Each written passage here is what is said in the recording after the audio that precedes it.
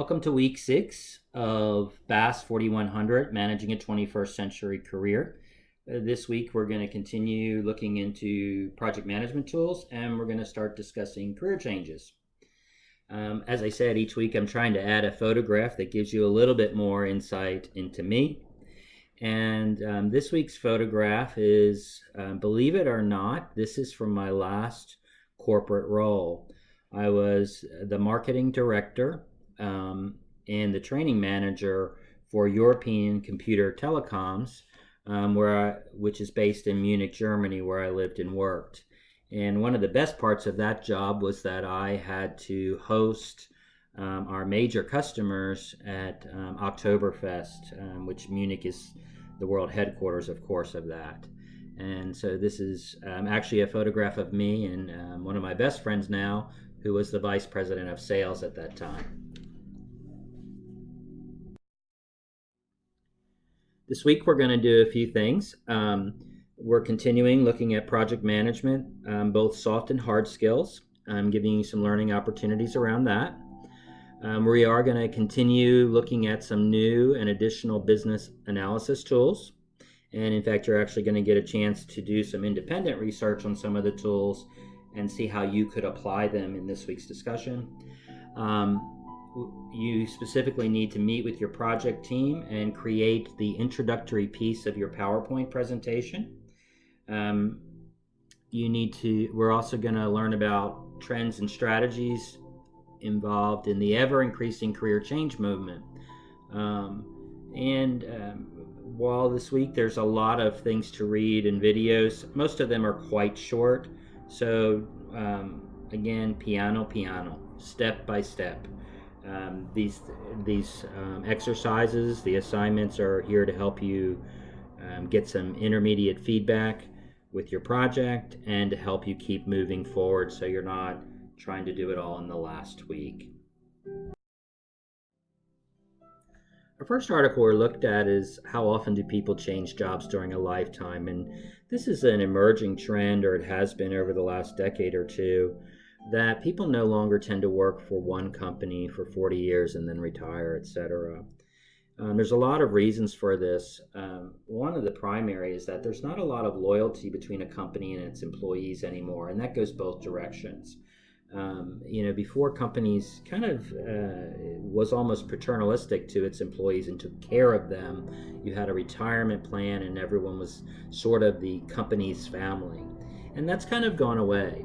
Another thing is that pay increases tend to be better when you change company, and I know that my first job after college was with a Dallas company called Electronic Data System, which was a large company, and the joke inside the company was it was the best first and third company to work for, that in order to get a raise that may even be commensurate with the marketplace, you actually had to leave and go work for someone else for a while and then come back.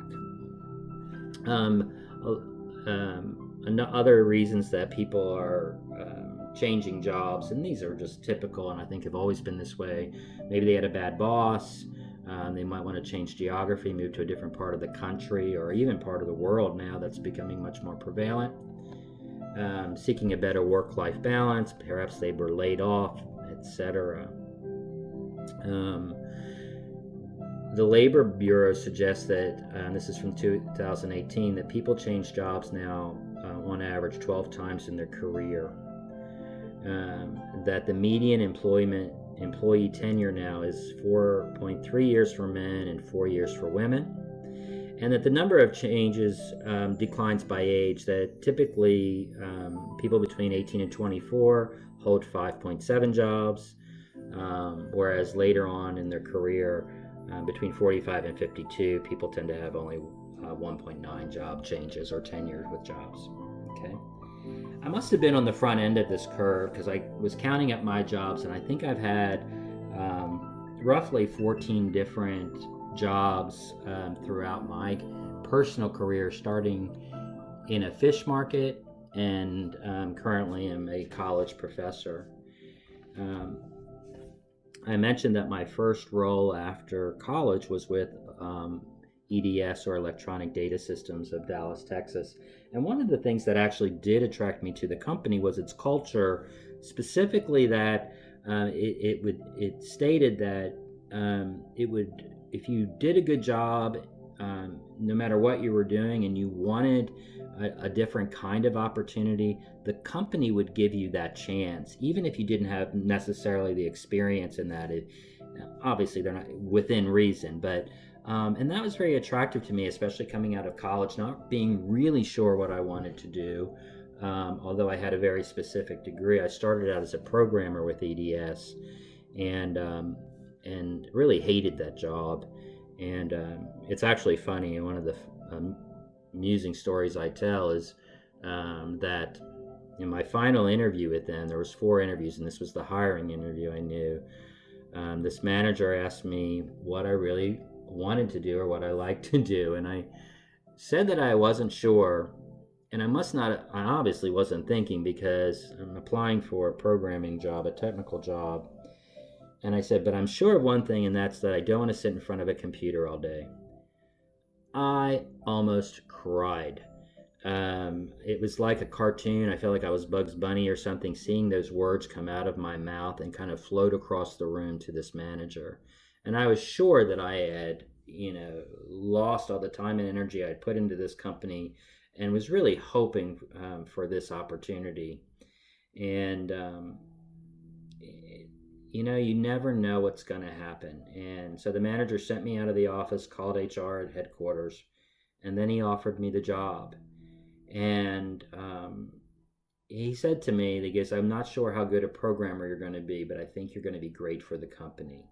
And so he gave me a chance, and it was a wonderful chance, and I loved working for that company. I started out as a programmer. I did that for a number of years, literally only about a year and a half. And then I did some business analytic roles. My first manager, knew some personal background on me, specifically that I was an exchange student in France.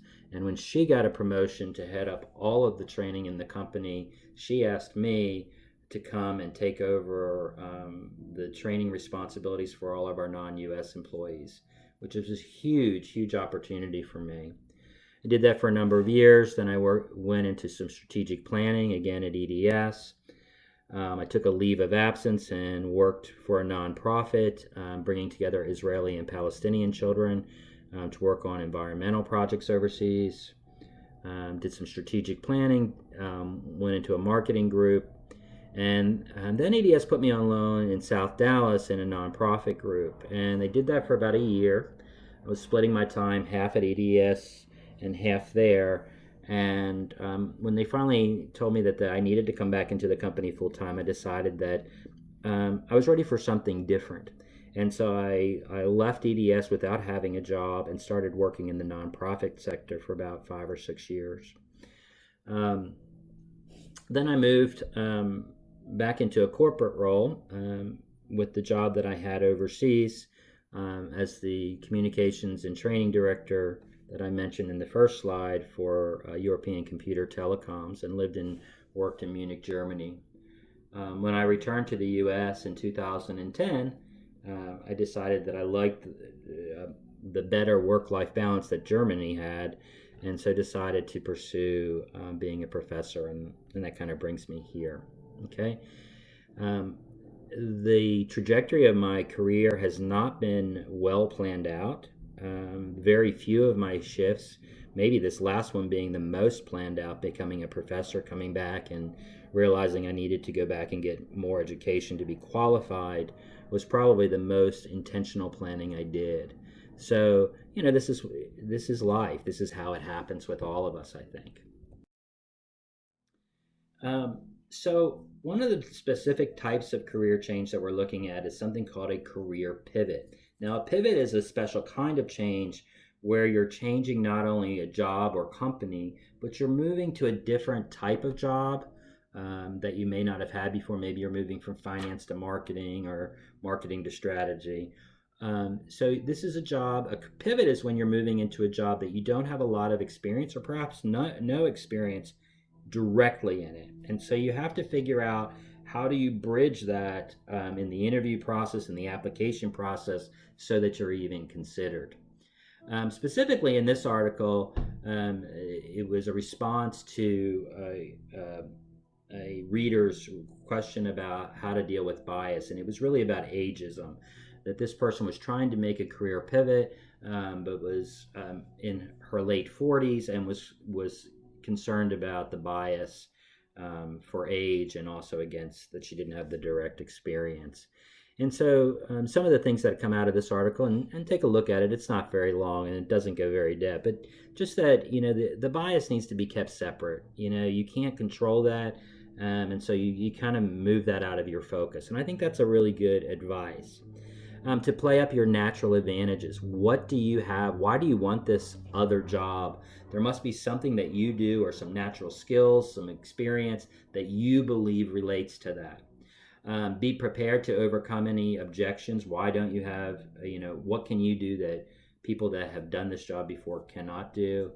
And also, don't just treat this change like a normal job search. You've got to be a little bit more on the ball to make this kind of pivot when you're moving into a field that you don't have experience in, especially if it's later in your career, because now you are competing against experienced professionals, not an entry level job, but a higher level job based upon your experience, etc. It's a good read, and it's a short read.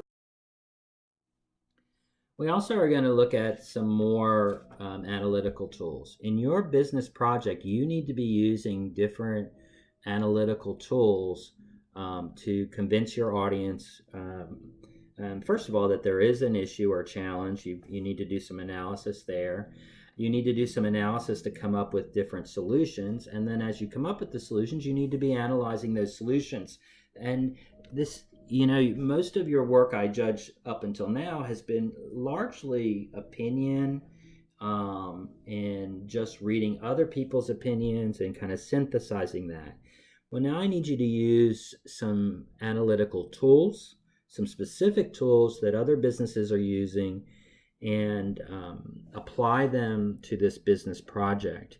This will help you. It will help you in the job that you go to or the job that you have. It will help sharpen your thinking. It will help you be more present in an interview when you can talk about some of these tools that you have used. Even though it's in a class setting, hopefully your project is in the industry or area that you're interested in, and can be much more relevant when you're being interviewed, etc. So there's the first article is called 10 Analytical Tools. And this just gives you a real Cliff Notes look into these tools. It just tells you a little bit about what each one is.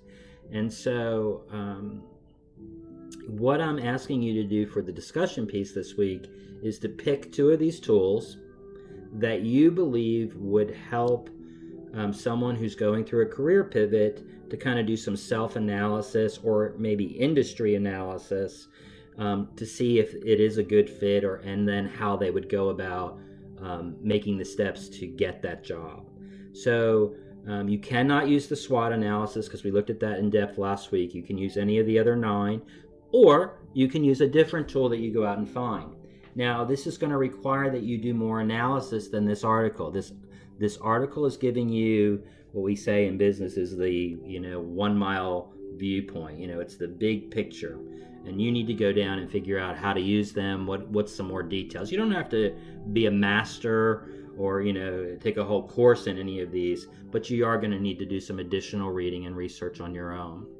Another tool that we're introducing this week is Porter's 5 Forces.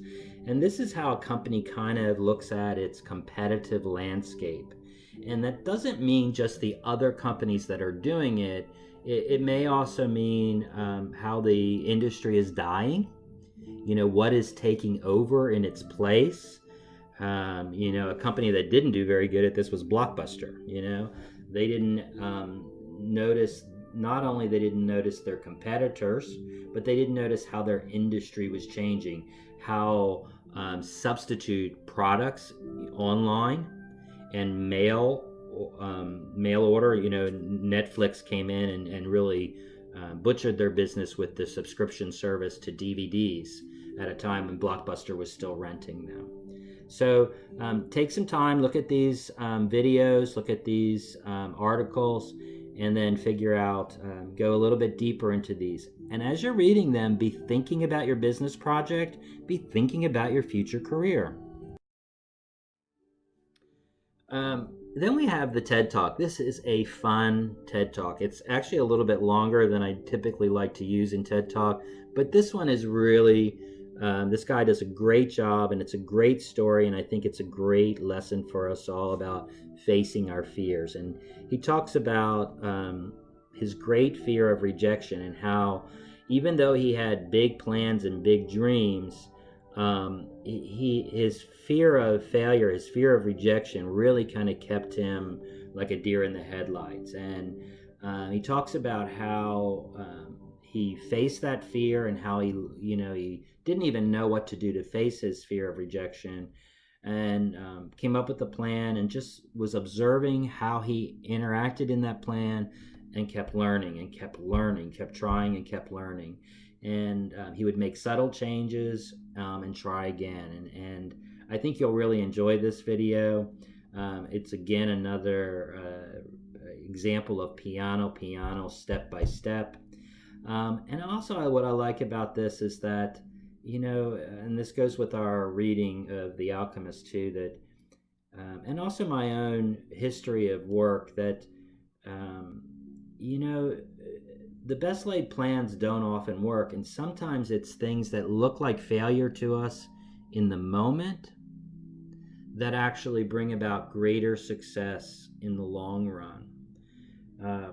I mentioned that my last corporate role was in Munich, Germany, as a director of marketing, and an amusing story comes out about this is that 2 years before I was hired for this job in Munich, I was hired as a marketing director for a job in Ireland, and we had moved out of our home and into a friend's garage apartment, believing that it would only take 2 or 3 months for the visa to be finalized and for us to start our move. Every 3 months, another issue came up, and it was extended. And a year and a half later, we're still living in a garage apartment, while I'm working part-time to make ends meet, while I'm waiting for this career to happen in Ireland. Finally, the chairman of the board of directors approaches me and tells me that he's resigned because he's found out the managing director of the company has been sabotaging my visa, because they're afraid that that the skills that I'll bring from America will make me take over the organization. Anyway, lo and behold, I'm living in a garage apartment and I no longer have a job offer. So I began looking for jobs in Dallas. I have no interest in going overseas at this point. I'm a bit frustrated and also very scorned, if you will. And so I'm using Monster.com, which was a search engine. And while I'm predominantly looking on marketing and strategy jobs and analytical jobs in Dallas, one day a job comes across my Monster.com in my Dallas search engine for a marketing director in Munich. And if you're familiar with search engines, which I imagine you are, I push send and send my resume, kind of laughing. I probably was bored that day. And lo and behold, 2 months later, I'm living and working in Munich, Germany, a place that I had never been. I didn't speak German, and I really had little interest in even traveling there. Maybe someday, maybe to go have a beer or whatever. And it has turned out to be one of the, a really wonderful experience. It's now a place that I love more than any place, and really admire the German people and the German way of life. But it wasn't something I planned.